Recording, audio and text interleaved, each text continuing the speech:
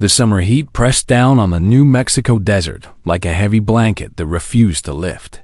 And in that vast emptiness of sand and rock, a group of the smartest people on Earth worked in secret on something that would change human history forever. Robert Oppenheimer was a thin man with bright blue eyes and a mind that moved faster than most people could follow.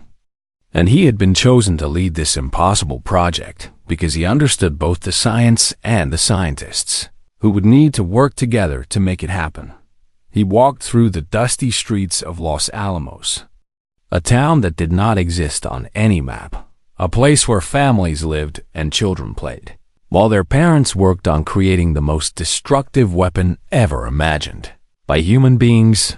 The year was 1945, and the world was at war, a war that had already killed millions of people across Europe and Asia, and everyone at Los Alamos believed they were racing against time because they feared that Nazi Germany might build this weapon first. Oppenheimer remembered how it all began, how a letter signed by Albert Einstein had reached President Roosevelt years earlier, warning him that German scientists might be working on a bomb of unimaginable power, a bomb that used the energy locked inside the atom itself. The president had listened, and soon a massive secret project was born, spreading across the entire country with factories in Tennessee and Washington and this hidden laboratory in the mountains of New Mexico. They called it the Manhattan Project, a simple name that hid the true nature of what thousands of workers were doing in secret, most of them not even knowing what final purpose their work would serve at Los Alamos. The scientists knew exactly what they were building, and this knowledge weighed on them in different ways, some throwing themselves into the work with excitement while others lay awake at night wondering if they were doing the right thing. Leo Szilard was one of those who worried, a Hungarian physicist who had first imagined how a chain reaction might work, who had convinced Einstein to sign that famous letter, and who now wondered if he had set something terrible in motion. He had nightmares about cities burning, about ordinary people going about their daily lives one moment and ceasing to exist the next. And he wrote letters to leaders asking them to think carefully about what they were about to do. But the work continued because the war continued, because young men were dying on beaches and in forests and on islands across the Pacific, and because everyone believed that this bomb might end the killing once and for all. Oppenheimer drove himself and his team hard, solving problem after problem, bringing together physicists and chemists and engineers who often disagreed with each other, but who shared a common goal. His wife Kitty watched him grow thinner, saw him smoking cigarette after cigarette, noticed how the light in his eyes had changed from excitement to something more complicated, something that looked almost like fear. The scientists argued about design and materials, about how much uranium or plutonium they would need, about whether the bomb would actually work when the time came to test it. Some calculations suggested it might be a failure, producing nothing more than a small explosion, while other calculations hinted at something far more terrifying, a reaction that might never stop, that might set the very atmosphere on fire. Oppenheimer asked his best people to check those calculations again and again, and they concluded that the risk was small enough to proceed. And so the work went forward toward a test they planned to conduct in the desert. They built a tall steel tower in a remote area called the Jornada del Muerto, which meant Journey of the Dead Man in Spanish, a name that seemed fitting for what was about to happen there. The bomb itself was a sphere of explosives surrounding a core of plutonium, a metal that had not existed on Earth until scientists created it in their laboratories, a metal that held power beyond anything humans had ever controlled before. As the test date approached, the tension at Los Alamos became almost unbearable, with scientists checking and rechecking their work, with military officers worrying about security, with everyone wondering what would happen when they finally pushed the button. General Leslie Groves was the military commander of the Manhattan Project, a large and demanding man who had built the Pentagon and who now oversaw this even more ambitious construction, the building of a weapon that could end wars or end civilizations.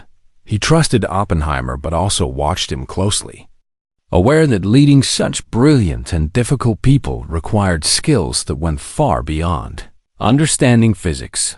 The two men were very different, the thin intellectual and the heavy-set general, but they had learned to work together, each respecting what the other brought to this impossible task. Rain fell on the desert in the days before the test, and everyone worried that the weather might force a delay, that lightning might set off the explosives by accident, that something might go wrong before they could learn if their creation actually worked. Oppenheimer barely slept, wandering through the laboratories and offices, talking to his colleagues, trying to calm their nerves while struggling to control his own growing anxiety. He thought about his brother Frank, also a physicist working on the project, and about all the young scientists who had given years of their lives to this effort, and about what it would mean if they succeeded or if they failed.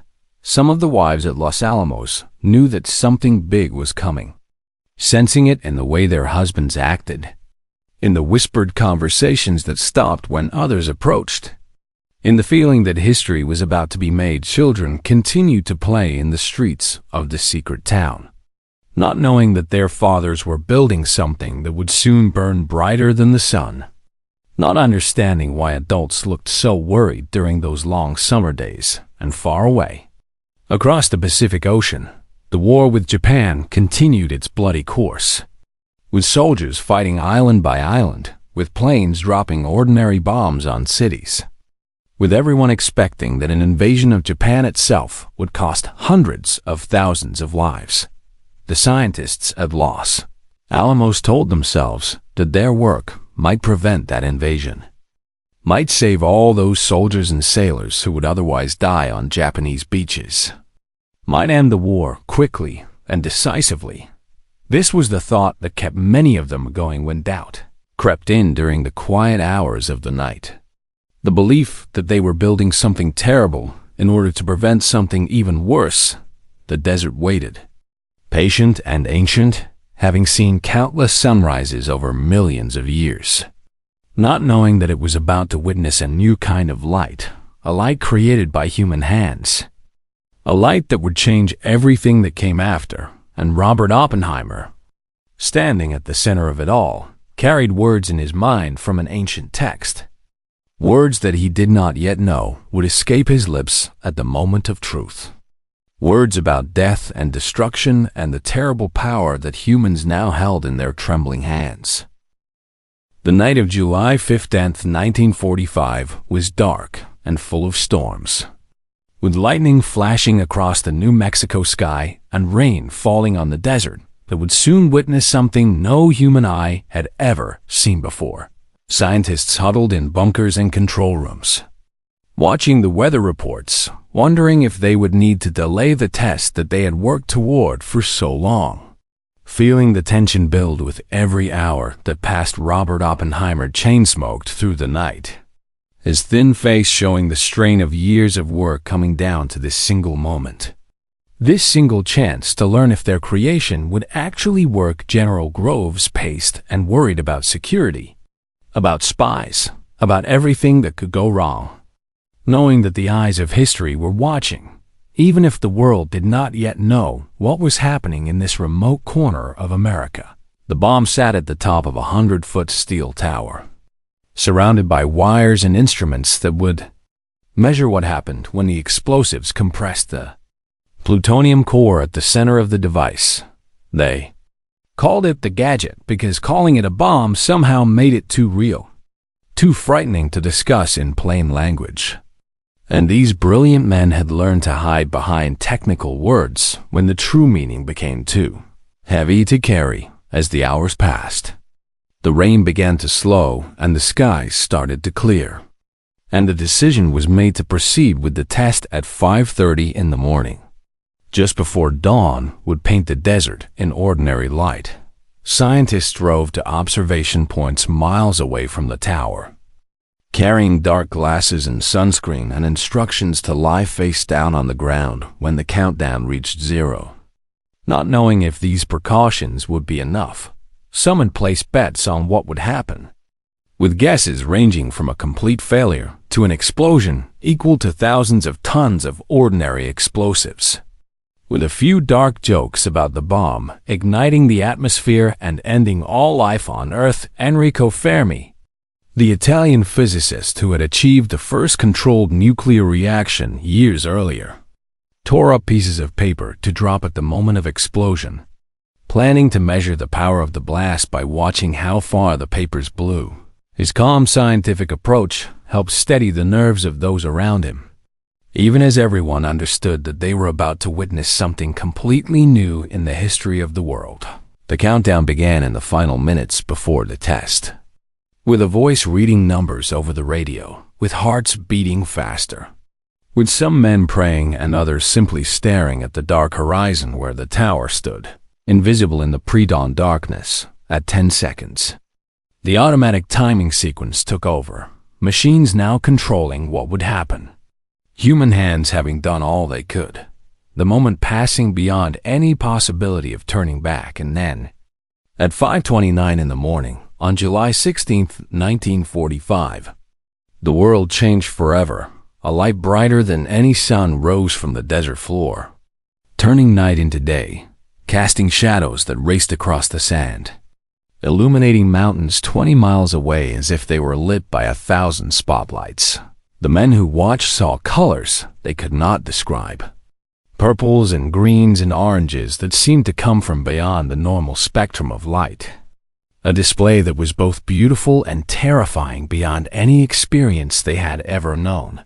The fireball expanded and rose, eating the steel tower in an instant, vaporizing it completely, lifting sand and rock and debris into a column of fire that climbed higher and higher into the sky. Within seconds, the column began to spread at the top, forming the shape that would become the symbol of a new age.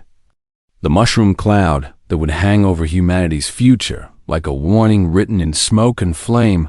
The sound came later, a roar like thunder, but deeper and longer, rolling across the desert, shaking the ground, telling everyone within 100 miles that something unprecedented had happened.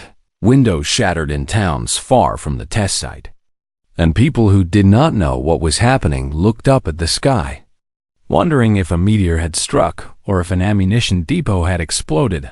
A young woman named Elizabeth Wilson, stationed at a base camp, saw the light and felt the heat on her face even from 10 miles away.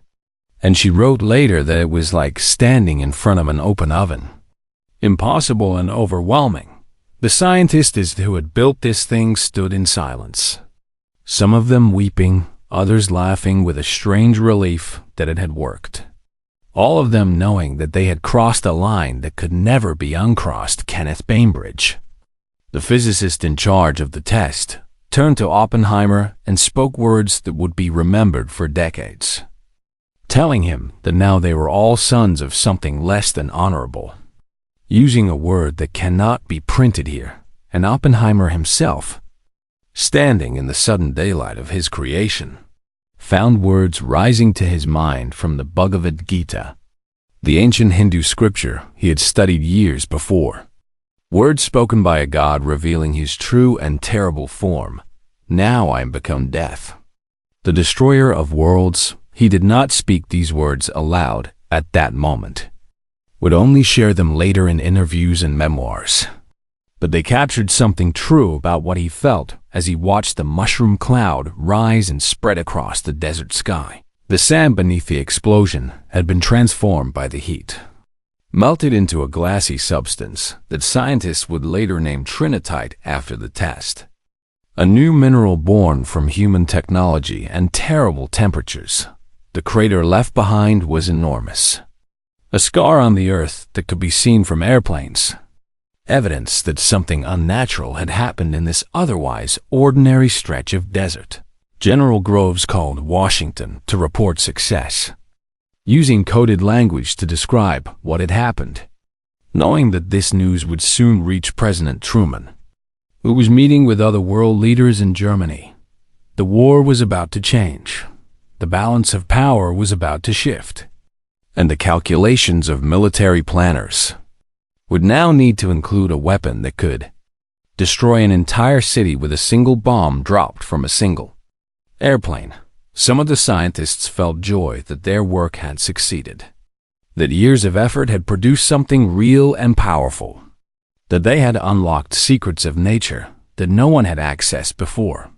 Others felt something closer to dread, understanding in that flash of light that the world would never be the same, that they had given humanity a tool for its own destruction, that the future had become much more uncertain. Isidore Rabi, a physicist who had contributed to the project, watched the mushroom cloud and felt a chill despite the desert heat, later saying that the test left him with a feeling that the equilibrium of nature had been disturbed, that something had gone wrong.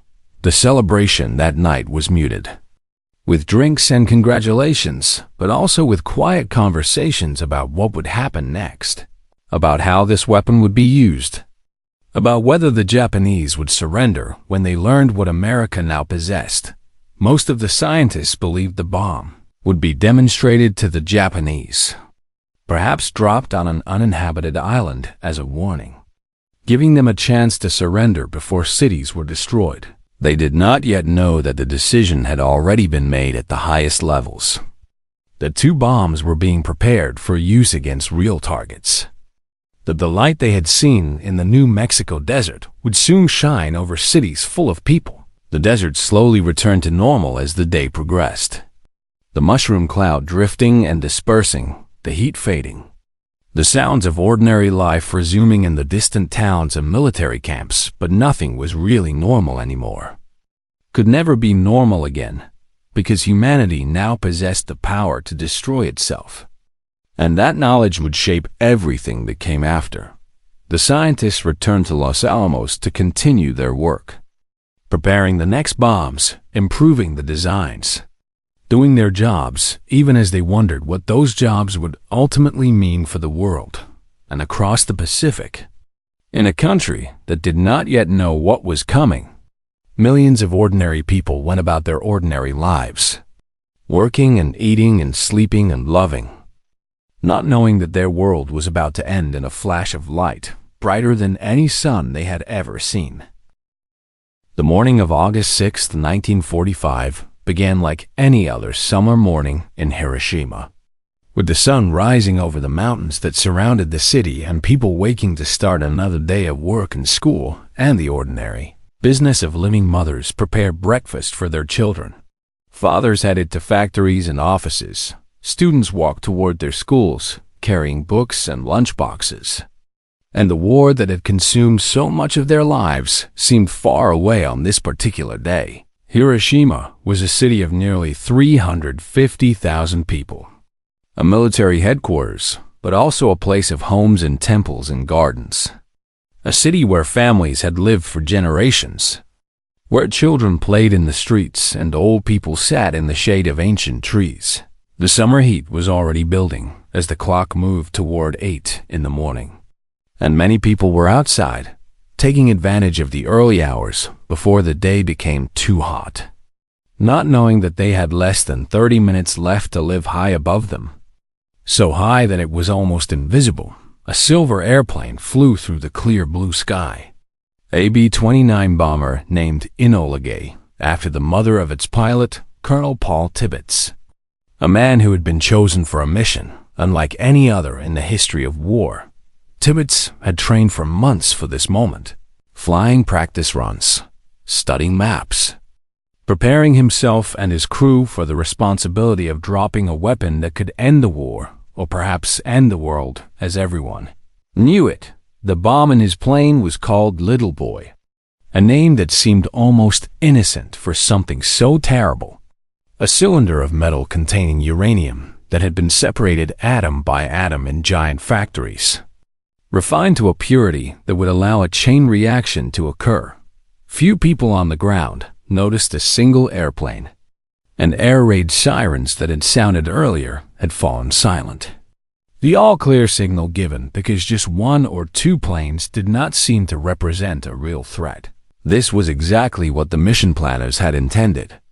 Knowing that a single bomber would not trigger the defensive response that a large formation would. Knowing that the people below would continue their normal activities until it was too late at 8:15 in the morning.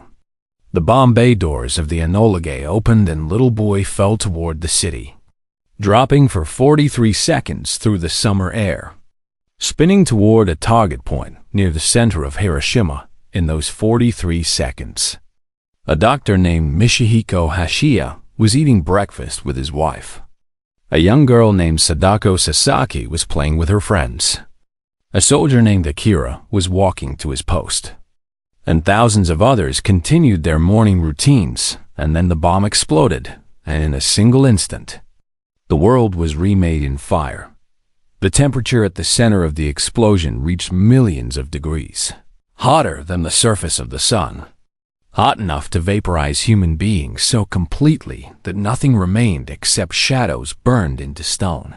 A woman who had been sitting on the steps of a bank simply ceased to exist, but her shadow remained, a dark outline on the white stone that would become one of the most haunting images of what happened that day. The blast wave moved outward at the speed of sound, crushing buildings as if they were made of paper, throwing people through the air like leaves in a hurricane, destroying everything within a mile of the explosion. Fires broke out everywhere as the superheated air ignited wood and cloth and flesh, creating a firestorm that would burn for hours, consuming what the initial blast had not destroyed.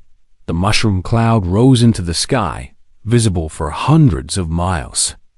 A pillar of smoke and debris that told the world something terrible had happened even before the news could spread through any other means in the airplane above.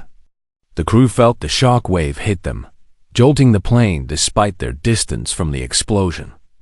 And they turned to look back at the city they had just destroyed. What they saw was difficult to comprehend. A cloud of fire and smoke covering everything, hiding the streets and buildings and people below. A vision that would haunt some of them for the rest of their lives on the ground. Those who survived the first seconds faced a nightmare beyond imagination. A world transformed into something from the worst dreams of the worst minds.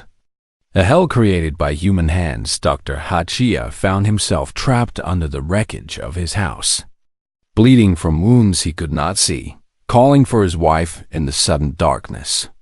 Not understanding what had happened or how he was still alive, he managed to free himself and stumbled outside, where he saw people walking through the smoke like ghosts, their skin hanging from their bodies, their hair burned away, their eyes staring at nothing. A young boy named Shinji Mikamo, just 14 years old, was working with a group of students when the blast threw him to the ground, and when he opened his eyes, everyone around him was dead or dying.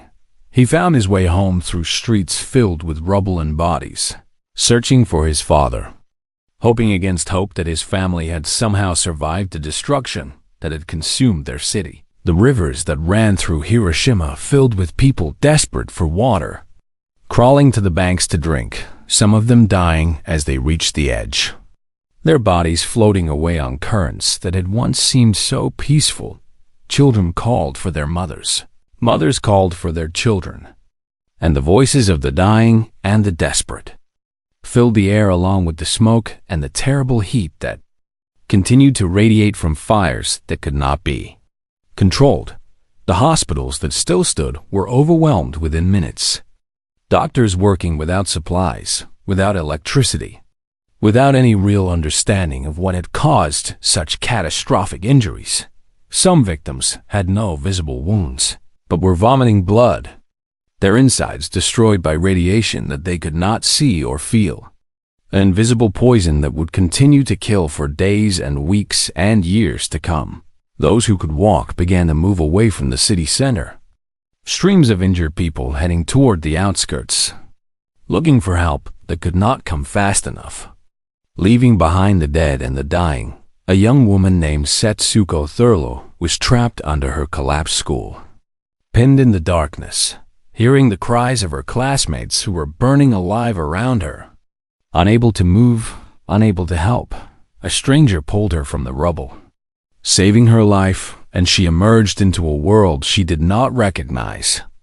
A world where the city she had known all her life had been replaced by something from the darkest nightmares. She walked through fields of bodies, some still moving, some reaching out for help she could not give. And she heard voices calling for water, for family, for mercy that seemed impossibly far away. The day that had begun so normally had become the worst day in the history of the city, the worst day in the lives of everyone who survived. A day that would be remembered as long as human beings remembered anything at all by nightfall. The fires still burned, the smoke still rose, and the cries of the wounded still echoed through streets that had become mass graves for tens of thousands of people who had done nothing to deserve such a fate. The world did not yet know exactly what had happened, did not yet understand that a new age had begun in those 43 seconds of falling. But the people of Hiroshima knew that nothing would ever be the same again, and in Washington and Los Alamos, the men who had built this weapon received news that it had worked even better than expected, that a single bomb had done what thousands of conventional bombs could not do. Some celebrated, believing the war would end quickly now, believing that they had saved the lives of soldiers who would have died in an invasion, believing that this terrible day would somehow lead to peace. Others felt something different, something heavier, understanding in their hearts that they had participated in something unprecedented, something that might ultimately prove to be the greatest mistake in human history. The people of Hiroshima did not have time for such thoughts. Too busy searching for the living, counting the dead, trying to understand how their world had ended in a single flash of light, brighter than any sun they had ever seen. In the hours after the flash that destroyed their city, the survivors of Hiroshima became something almost inhuman, transformed by heat and blast and radiation into figures that seemed to come from stories told to frighten children. They walked through streets that no longer existed, searching for landmarks that had vanished, looking for family members who had become ash and shadow, their minds unable to accept what their eyes were showing them. Many had their clothes burned completely off their bodies, walking naked through the ruins without shame or awareness, too shocked to understand anything except the need to keep moving, to find water, to find help. Their skin hung from their arms like wet paper, sliding off when they tried to hold anything, peeling away in sheets that revealed the raw flesh beneath, a sight so terrible that those who witnessed it could never forget. They held their hands in front of them as they walked, arms extended like sleepwalkers, trying to keep their damaged skin from touching itself, a gesture that would become the defining image of the hibakusha. The explosion affected people. Some had patterns burned into their flesh, the dark designs of their clothing acting like stencils that protected some skin, while the exposed areas were seared by the thermal radiation of the blast. A woman walked through the ruins with the flower pattern of her kimono permanently marked on her body, a horrible beauty that told the story of what had happened without any need for words. The rivers that ran through the city became places of horror, filled with people desperate for water to cool their burning skin. So many bodies pressing into the current that the water itself seemed to be made of the dying. Those who drank from the rivers found the water tasted strange, contaminated by things they could not see, filled with the ashes of the city and the blood of the wounded, and substances that would poison them slowly over time. Parents searched for children. Children searched for parents. And the calls of Okazan and Otozan echoed through the smoke, mother and father. Simple words that carried all the desperation of a world that had collapsed. Dr. Michihiko Hachiya made his way to the hospital where he worked, his own body covered with wounds, determined to help others despite his injuries, not yet understanding that he was also a victim of the invisible radiation. When he reached the building, He found it filled beyond capacity. Patients lying in every hallway, every room, every space where a body could fit. Their wounds beyond anything the doctors had been trained to treat. There was no electricity, no running water, no supplies, and the medical staff worked by instinct and desperation, doing whatever they could with torn sheets for bandages and their bare hands for tools. Some patients died while waiting for help that could never come in time. Their bodies carried outside and placed in growing piles that would later be burned because there was no other way to handle so many dead.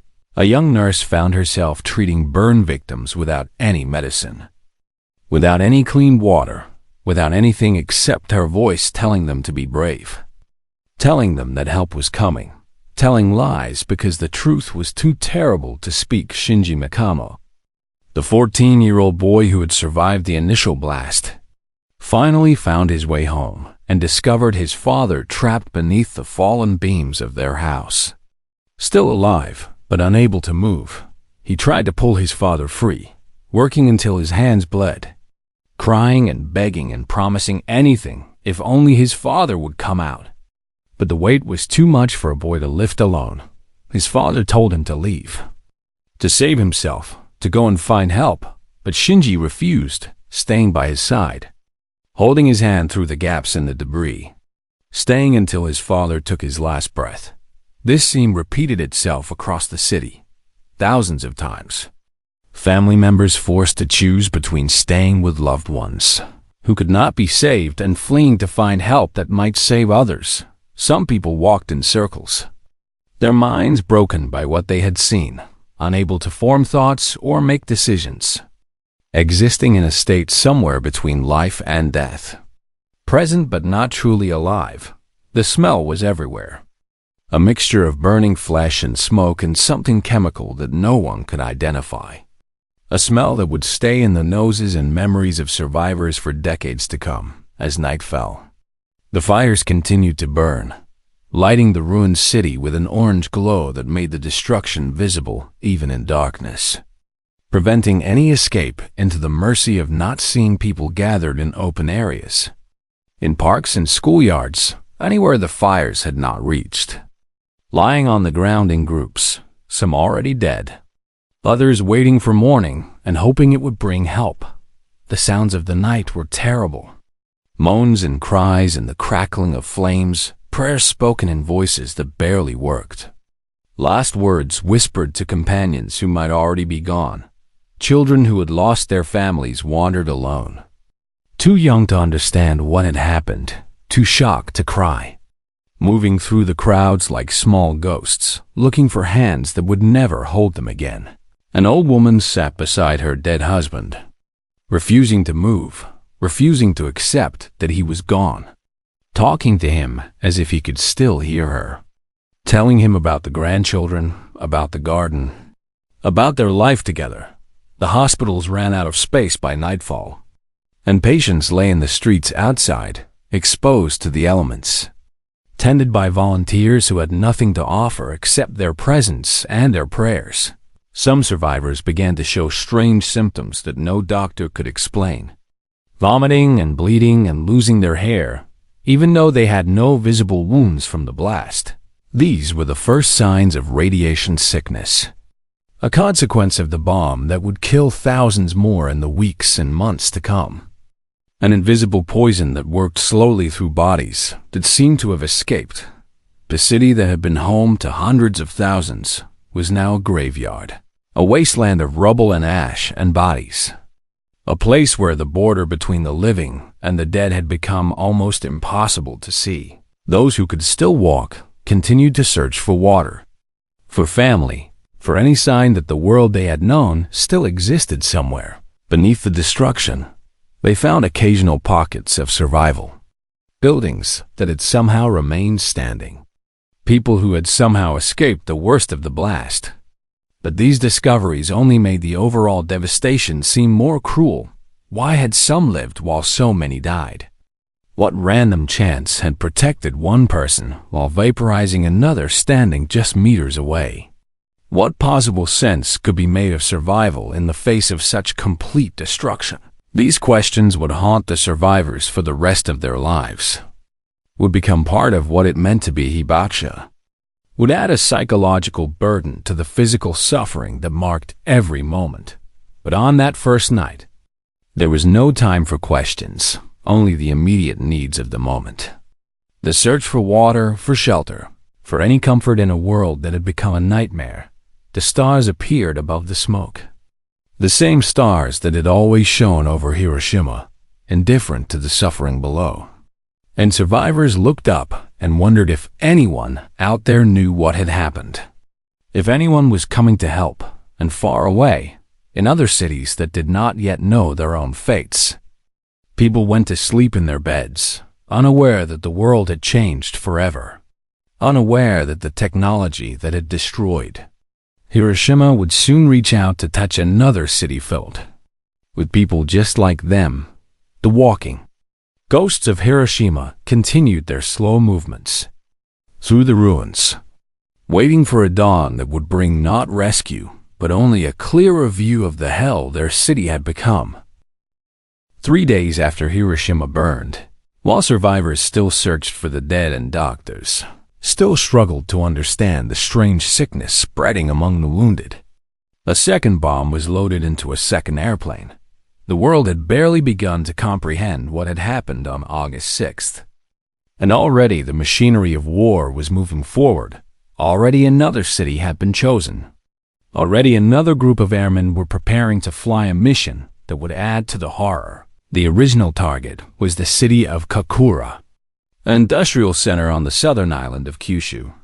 But clouds and smoke covered that city on the morning of August 9th, making it impossible to see the aiming point. So the airplane, named Boxcar, turned toward its secondary target, a city of hills and harbors and churches, a city called Nagasaki that had no idea it was about to become the second place on Earth to experience atomic fire. Nagasaki was different from Hiroshima in many ways, built on a series of ridges and valleys that would shape how the bomb's blast traveled through its streets and neighborhoods. It was also home to the largest population of Christians in Japan, people whose ancestors had kept their faith alive through centuries of persecution, who worshipped in churches that stood as monuments to their survival.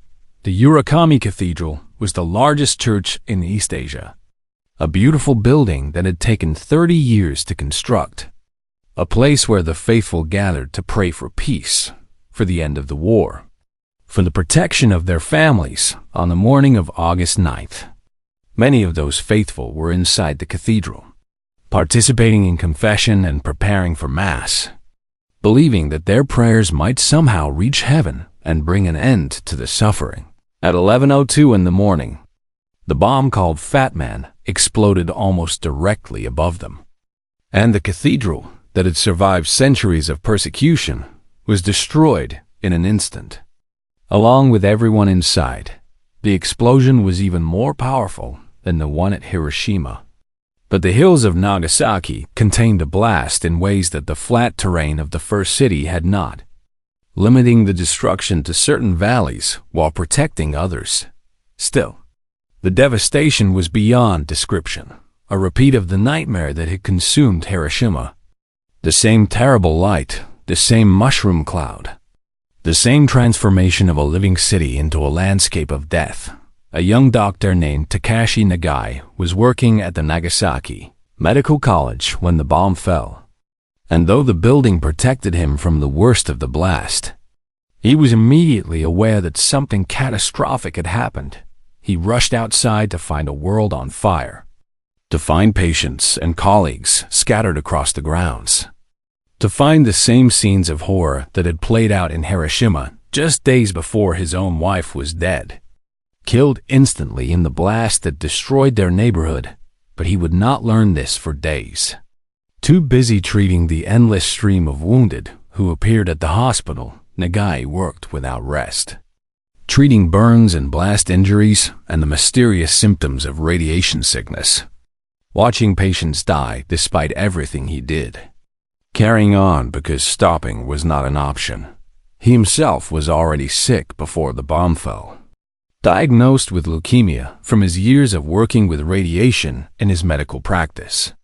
And the additional exposure from the atomic bomb only accelerated his decline, yet he continued to work, continued to write, continued to try to make sense of what had happened to his city and his people, becoming one of the most important witnesses to the destruction of Nagasaki. A woman named Sumitaro Taniguchi was delivering mail when the bomb exploded, and the blast threw him from his bicycle and burned away the skin from his back, leaving wounds that would never fully heal. He lay face down on the ground for hours, unable to move, listening to the sounds of a dying city, waiting for help that seemed impossibly far away, wondering if each breath would be his last. When rescue finally came, the workers who found him could not believe he was still alive, his injuries so severe that survival seemed impossible. Yet somehow his heart continued to beat and his lungs continued to draw breath. He would spend years in hospitals, enduring surgeries and treatments that never quite succeeded, becoming a living reminder of what atomic weapons did to human bodies, a testament to both the bomb's cruelty and human resilience. The survivors of Nagasaki faced the same terrible days as those of Hiroshima, the same search for family, the same overwhelming injuries, the same confusion about what had happened and why. But they also faced a particular burden, the knowledge that their city had been destroyed second, that the horror of Hiroshima had not been enough to prevent this repetition, that the world had witnessed one atomic bombing and still allowed another. Some felt forgotten, their suffering overshadowed by the city that had been first, their stories less told, their deaths less remembered, a second-class status among victims that would persist for decades. The Japanese government struggled to understand what was happening, the news from Hiroshima still being processed when Nagasaki added its own catastrophe, the country facing a kind of destruction that exceeded anything in human history. Emperor Hirohito, who had rarely spoken to his people, prepared to address them for the first time, to tell them that Japan would surrender, to use words that acknowledged the existence of a new and terrible weapon. He spoke of enduring the unendurable, of bearing the unbearable, of accepting defeat to prevent further destruction. His voice thin and formal through the radio static, reaching a nation that could barely comprehend what it was hearing. The surrender came 5 days after Nagasaki, ending a war that had killed tens of millions of people. But the suffering of the atomic bomb survivors was only beginning. The cities lay in ruins, the dead still being counted, the survivors still dying from wounds and radiation and the complete collapse of everything that had made life possible. Relief efforts were slow and inadequate, the scale of destruction too large for any system to handle, the needs too great for the resources available, the injuries too strange for medicine to treat. The American occupation that followed brought observers and scientists who studied the survivors like specimens, measuring their injuries, documenting their symptoms, gathering data that would be used to understand radiation exposure. Some survivors felt like laboratory animals, poked and measured but not helped, their suffering cataloged but not relieved, their stories recorded but not acknowledged as requiring responsibility. Dr. Nagai continued to write from his sickbed as his leukemia progressed, producing books that tried to explain what had happened and what it meant, becoming a voice for the hibakusha, even as his own voice grew weaker. He saw the destruction of Nagasaki as a sacrifice, a terrible offering that had ended the war and saved countless other lives, a theology of suffering that gave meaning to what might otherwise be senseless. Others rejected this interpretation, seeing no divine purpose in the incineration of children, no higher meaning in the suffering of innocents, no excuse for what had been done to their city. The debate would continue for generations, is still not resolved today. The question of whether the atomic bombs were necessary or justified remaining one of the most contested issues in modern history. But for the survivors who walked through the ruins, who searched for family, who watched friends die of radiation sickness. The question of whether the bombs were justified mattered less than the simple fact of what they had experienced.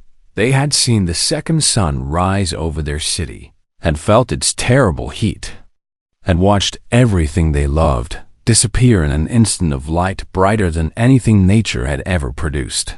And they would carry that experience with them for the rest of their lives, would tell their stories to anyone who would listen, would become witnesses to a moment in history that must never be repeated.